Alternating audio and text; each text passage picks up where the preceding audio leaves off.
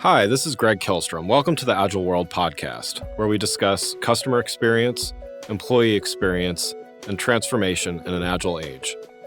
The Agile World podcast is brought to you by TEKsystems, an industry leader in full-stack technology services, talent services, and real-world application. For more information, go to teksystems.com. To read more about the topics discussed on this show, you can go to my website at theagile.world and read my latest articles or get a copy of my latest book, The Center of Experience, a blueprint for creating an experience-led organization, now available on Amazon and other retailers. My name is Greg Kilstrom, and I'm the CEO and co-founder of CareerGig and host of the Agile World podcast. Today we're going to talk about creating a sustainable workforce that can help your brand be successful, no matter what the business environment may throw your way.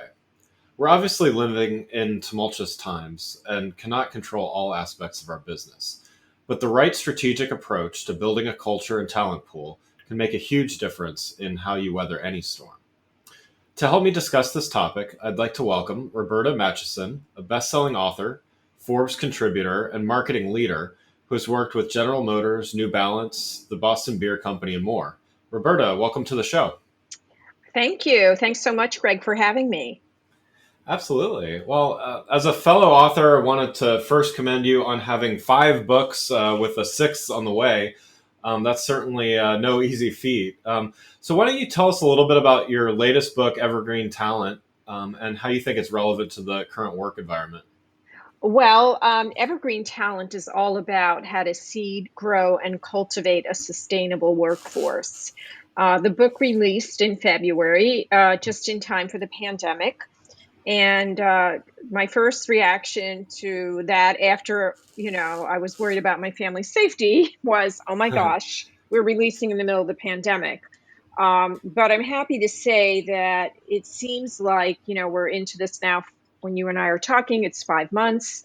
And it feels like companies are once again paying attention to their talent, which is actually a really good thing. I was talking last week to a friend who's a CIO, and she said to me, you would not believe how many calls and emails I have gotten in the last few weeks asking me to consider new job opportunities. And Wow. she's, happily employed. And she just got to the point where she said, I just can't stop not responding because the money is incredible. So if your listeners are out there thinking, oh, there's so many job losses right now and no one is hiring, and how does this relate to me? I'm telling you, hiring is going on, and it's going on 24/7. And so you need to make sure that, you're keeping the people that you have on board happy and challenged, and that if you are looking for talent, that you keep your foot on the accelerator. Well, that's great to hear, and great to know that there are some opportunities still out there, even despite the challenging times.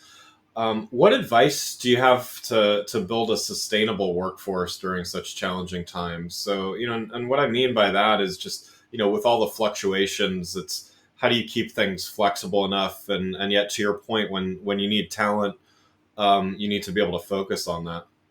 Well, I think it's interesting. I've been through, financial challenging times before. And so I've personally been on the other side of the fence when, everything just literally tanked.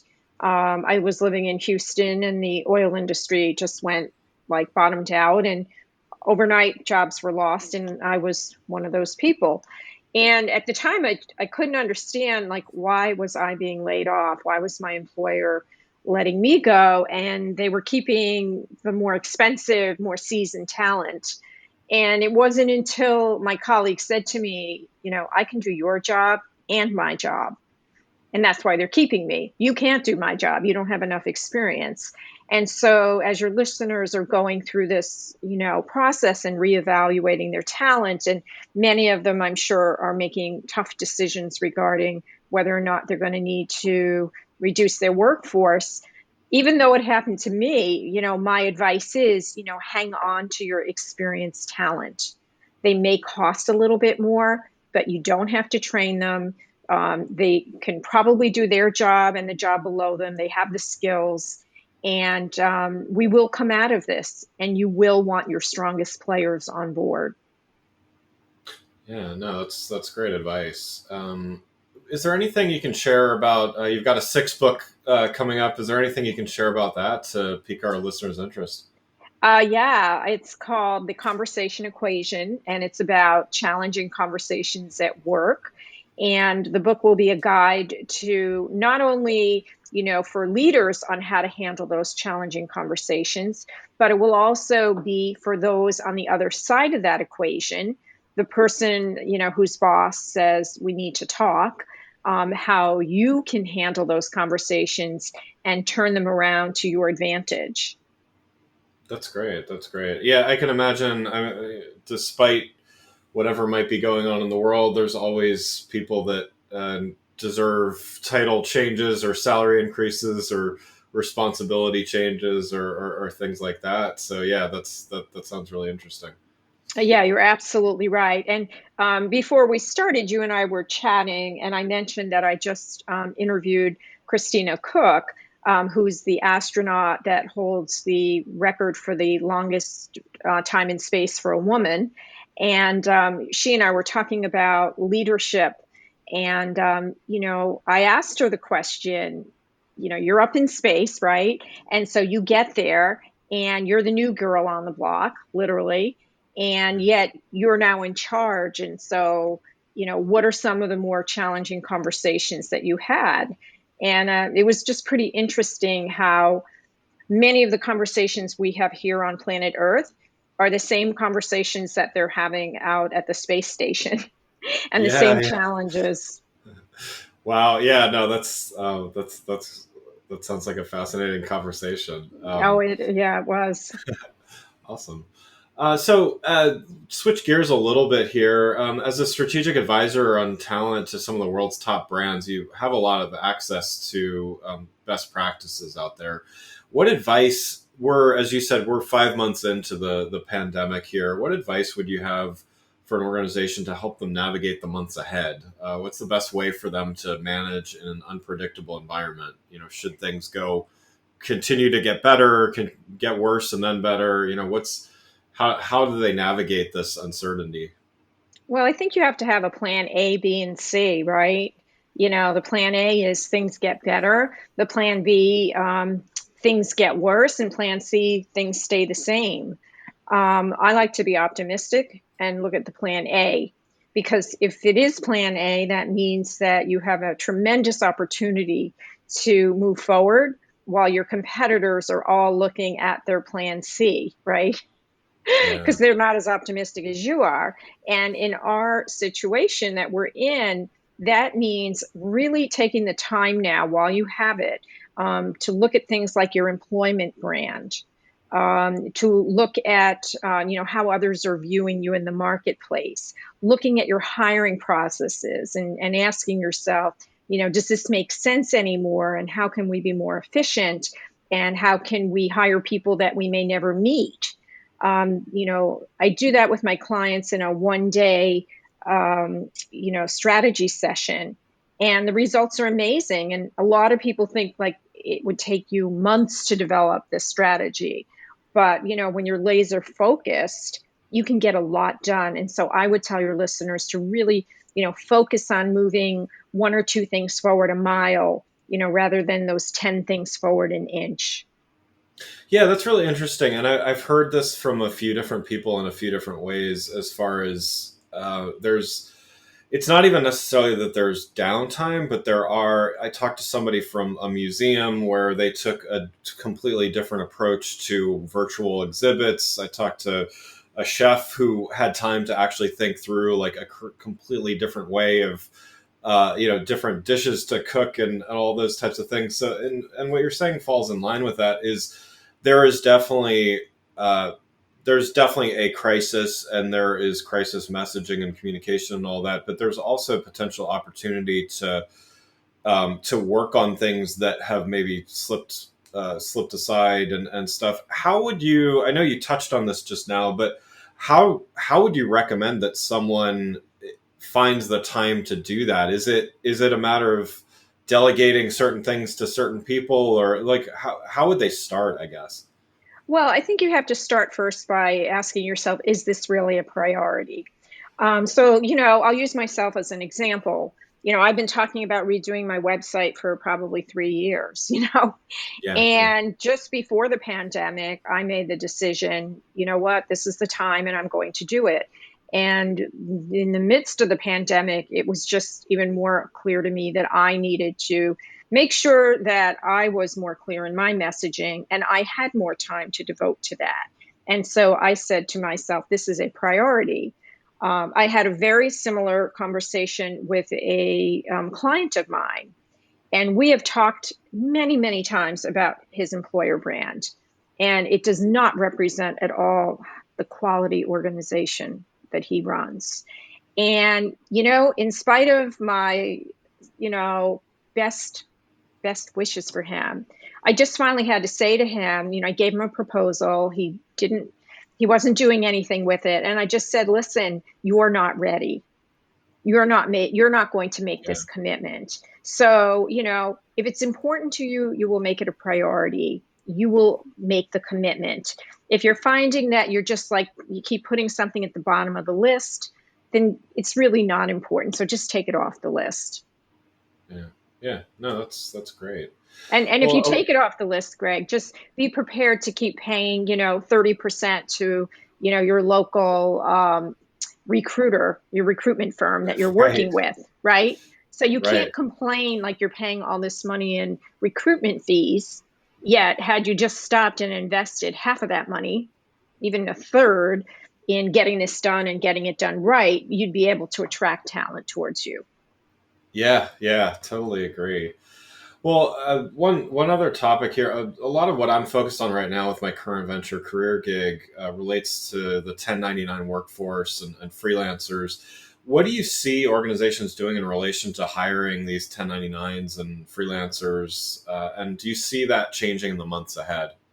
Well, I think if anything, it's going to increase, right? Because a lot of people have panicked and they have let people go because they have to show their shareholders that they're, getting the organization in shape and that they're going to ride this out. So they're throwing the baggage off the boat as they go.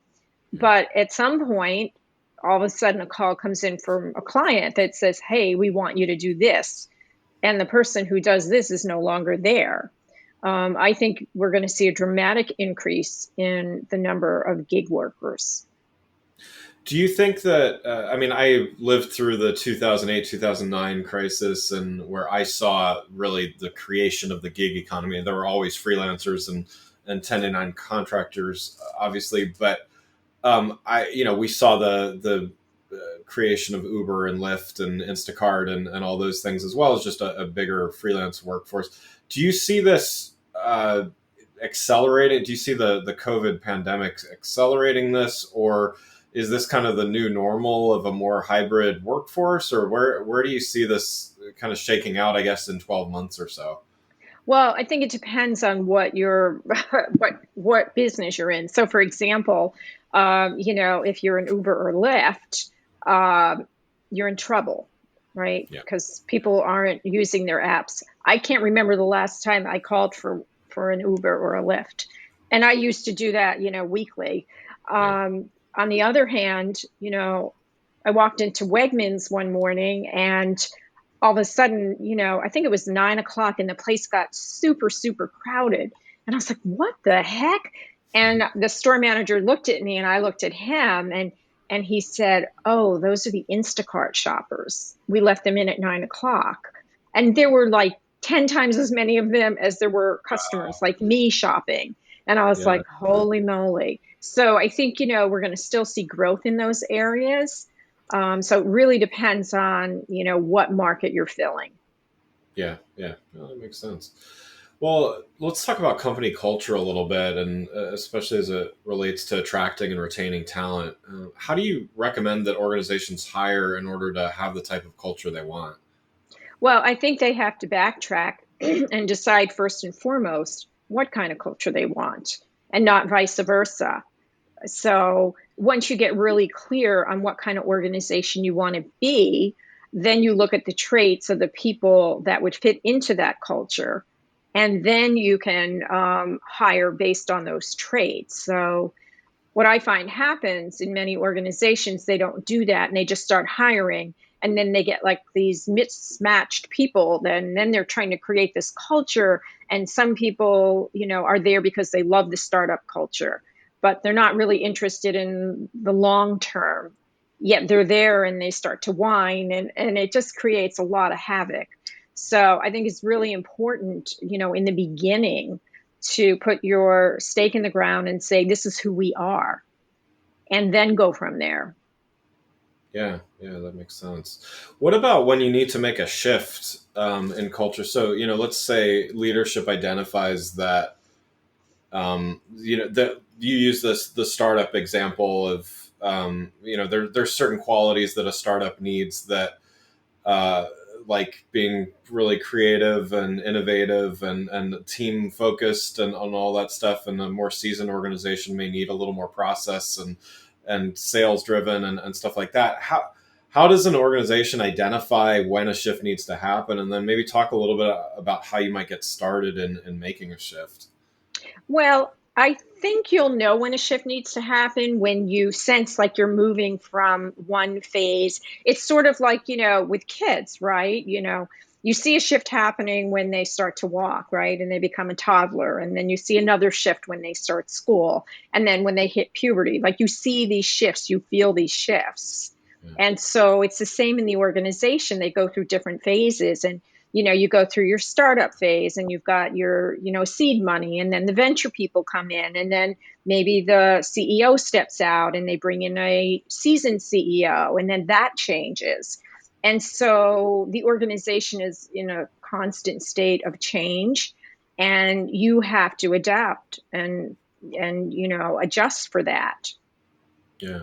Have you found a good way to measure for that, or like what is your when you come into an organization, how do you get a handle on where the culture is? All I have to do, and these are back in the days when you could do that, is Yeah. walk in and look around. And, I had an experience where I walked into a prospect to meet with the CEO. And it was a company that was filled with a lot of young people.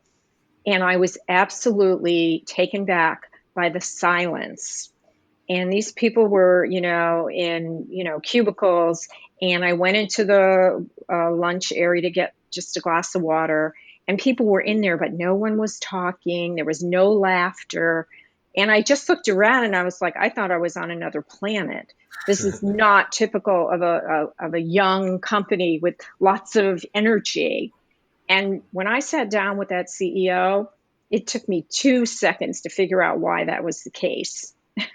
And I'll tell Wow. you, I couldn't get out of there fast enough. I was like, I am not going to be able to help these people.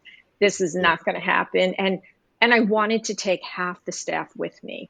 Like, I can save you. Come. Nice.